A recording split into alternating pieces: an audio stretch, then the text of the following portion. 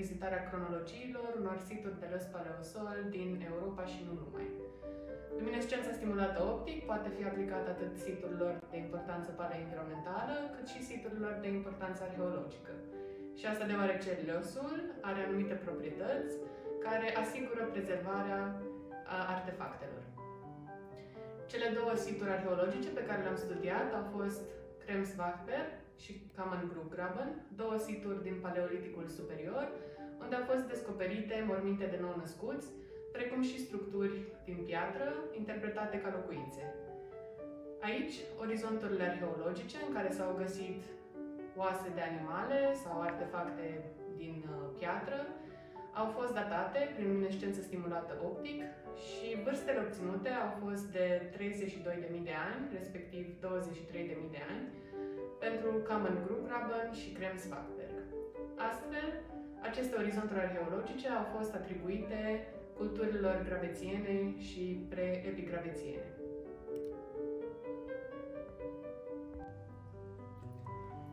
Hi, I'm Aditi. I'm a PhD student at the Max Planck Institute for Chemistry in Mainz, Germany, and I'm currently a visitor at Professor Alida Temar-Gabor's lab here at Babeş-Bolyai University, Cluj-Napoca. My PhD focuses on luminescence and electron spin resonance techniques for understanding the timing and provenance of dust deposits in Central Asia. Central Asia is one of the major contributors to global atmospheric dust. So understanding the timing, that is when the dust deposited, and the provenance as to where the dust is coming from, is crucial to the understanding of the role of dust dynamics and the past wind regimes on past and present climate in Central Asia. Here in Cluj, I am working with Professor Alida on looking at the provenance aspect of my project. So what we basically do, or essentially look at, is to isolate quartz grains from our sediments and then try and quantify the paramagnetic defect centers in quartz using ESR. Now quantitatively, these defect centers are characteristic of the source region, or basically where the sand grains or the quartz grains are coming from. And once you know where they're coming from, you can identify their sources and basically have an idea of wind direction and past wind regimes in that particular region. Now, in my current research, I am looking at two sedimentary basins in Kazakhstan and Tajikistan in Central Asia that are known to geochemically have very different source signatures. And our study, preliminary results from our studies, also show that the quartz grains give a very different, the defect centers from the quartz grains give a very different signal from the Tajik basin compared to the Kazakh basin. And this is excellent news for my study because we are trying to develop quartz as a proxy for provenance. Yeah, thank you. Bună ziua! Eu sunt Janina Net, sunt postdoc în Germania. Anul trecut am stat pentru câteva luni în Cluj și am lucrat în cadrul laboratoriului de datare. Am lucrat pe probe de lăs prelevate în România. Iar timpul petrecut în Cluj a fost minunat. Mulțumesc!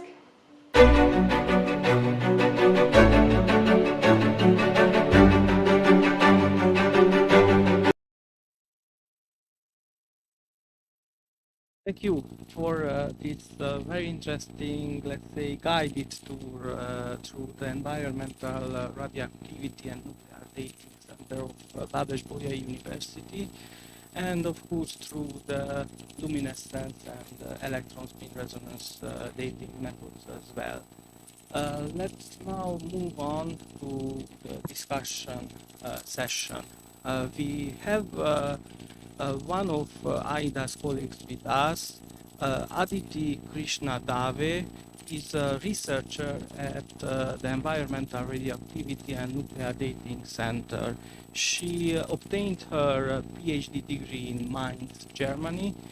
During her PhD studies, she had many research internships at our university.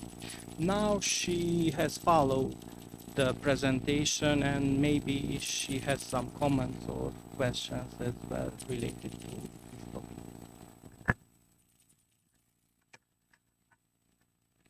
So I will actually start asking her a question because her PhD project was briefly presented in the video material.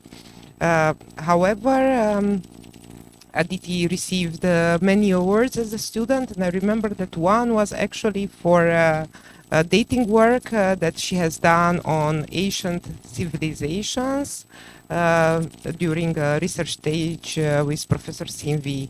And maybe she can tell us a little bit of her finds on the Harappan culture, because that would be an application that we haven't discussed so far. Thank you, Alida. Yes, I did that. It was a couple of years ago before my PhD.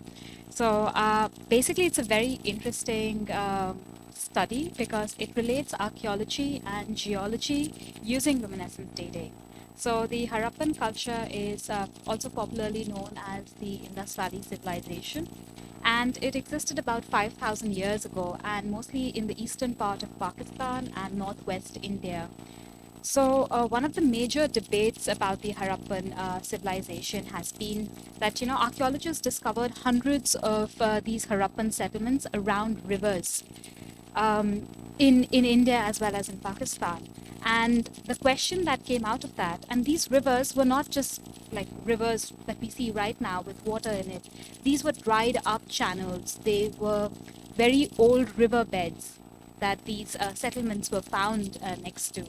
So people naturally assume that maybe if these are dried up now, maybe 5,000 years ago, they actually had water and they were actually big and mighty rivers. So that essentially means that, these rivers were actually fed by glaciers in the mountains and things like that. So we decided to look at this question about, how or when was this river actually big and mighty, as we call it. So we looked at the river sediments there and we dated them and then combined it with geochemical evidence, and we found that this river was big and mighty, or maybe, a better way to phrase that would be it was fed by glaciers when about more than 25,000 years ago. And this definitely did not coincide with the age of the Harappan culture, which existed like 5,000 years ago. So it was basically, we came up with the thing that, rivers are important, yes, but they're not the only factors on which ancient civilizations sustained for so long that they did. So yeah, it was a really interesting study that put together a lot of aspects of archaeology and geology together. And it brings out the whole diversity of that luminescence dating and ESR, so trap charge dating in particular, has on geology and archaeology. But these are just, I guess these are just applications of dating. I would, I think, rather ask you, like, what are the other applications that exist of this field in geosciences? Yes, I think that our field is having a lot of traction now into the direction of thermochronology, which will be very important once it's settled, because it will very much expand the temperature and the time range, or actually restrict. It will allow us to have a much better resolution when it comes to estimation rates. I think that's a very important application. And of course, I truly believe that we will make an important breakthrough when we will have secured provenance methods. based on ubiquitous minerals, which is actually the direction in which our group is heading right now. And of course, all this needs to be based on solid physical basis. That is why it's very important to actually study the mechanisms of the signals that we are using, because there is much to understand about this. We still have many gaps in order to understand how these defects in quartz actually form in geological time, and also to a certain extent how they evolve in the shorter time spans, like the quaternary that we are actually covering. So we need definitely, for thermochronology applications, we need to develop better analytical methods and better in order to quantify the parameters of the traps that we are using, and understand and have better models to understand the behavior of these traps when it comes to the effect of temperature, or the high temperature effect of lower temperature in a long time. Yeah, I mean, I can just ask you another question just because you said that, because it's interesting. In terms of method development, do you personally think of any breakthroughs that are super important to you in this field right now? Yes, I clearly remember the moment when we have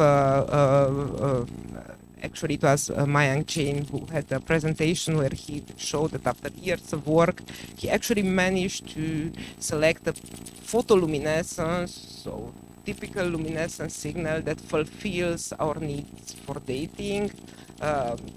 Those response, thermal stability, and so on. So that will be a luminescence method that actually traps a single defect, and that I think it's very important because it will help us.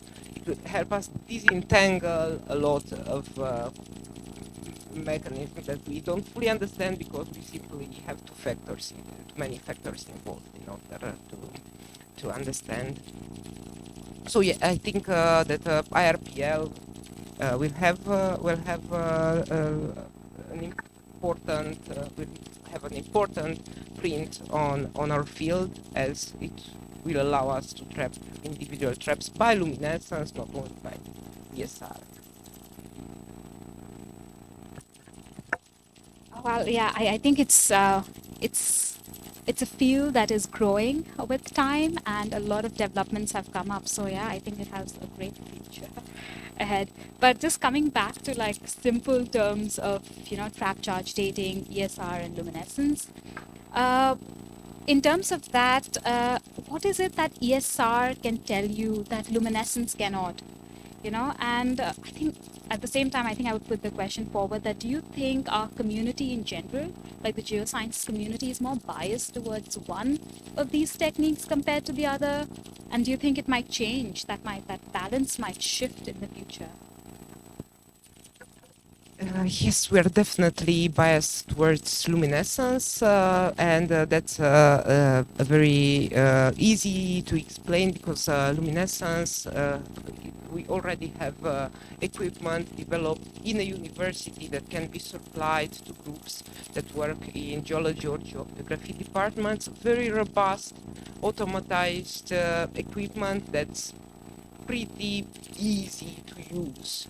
And of course it's not cheap, it's quite expensive, but it's not as expensive as state-of-the-art electrospin resonance equipment. So I think that is one reason why people tend to use more luminescence. It's a little bit easier to set up a laboratory and obtain interesting dates that can be used in different applications. I witnessed a moment when the applications of ESR dating started to increase. I was actually on that wave, and I'm very happy about that, but I think that it will not become much more popular than luminescence for the reasons that I already mentioned. ESR is much more selective, gives one much more deeper information, but for practical use, luminescence is more versatile and easier to implement. So yes, and I think that in the future we will move towards. We have moved from measuring many grains to measuring single grains, and I think that in a 10-year or so interval we will do sub-grain dating. So we will integrate microscopy into this field, and I hope we will be an important part of those achievements.